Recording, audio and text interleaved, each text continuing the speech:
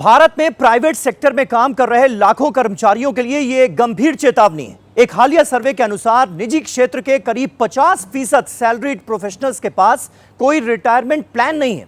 यानी भले ही आज उनके पास स्थिर नौकरी और इनकम हो, लेकिन रिटायरमेंट के बाद की जिंदगी के लिए उन्होंने कोई ठोस योजना नहीं बनाई है।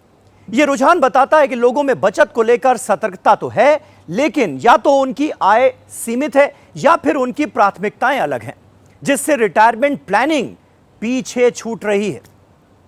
दरअसल India's pension landscape a study on retirement reality and readiness नाम का यह सर्वे 25 से 54 साल के प्राइवेट सेक्टर में काम कर रहे लोगों के बीच किया गया है और इस सर्वे की जो फाइंडिंग है वो आपको बताते हैं। रिपोर्ट के मुताबिक 55% प्रतिभागी रिटायरमेंट के बाद हर महीने 1 लाख से ज्यादा पेंशन की उम्मीद रखते हैं, लेकिन केवल 11% को लगता है कि उनकी मौजूदा बचत इतनी पेंशन के लिए पर्याप्त है।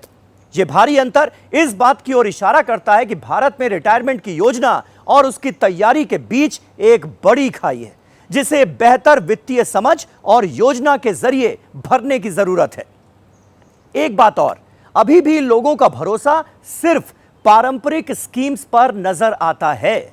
करीब 83% कर्मचारी अपनी रिटायरमेंट जरूरतों के लिए ईपीएफ, ग्रेच्युटी और एनपीएस जैसे पारंपरिक स्कीम्स पर ही निर्भर हैं। इससे यह स्पष्ट होता है कि लोगों की रिटायरमेंट पोर्टफोलियो में विविधता की कमी है और वो नए विकल्पों की ओर कम झुकाव रखते हैं। वित्तीय सलाहकारों का कहना है कि रिटायरमेंट की योजना जितनी जल्दी शुरू कर दी जाए उतना बेहतर रहता है।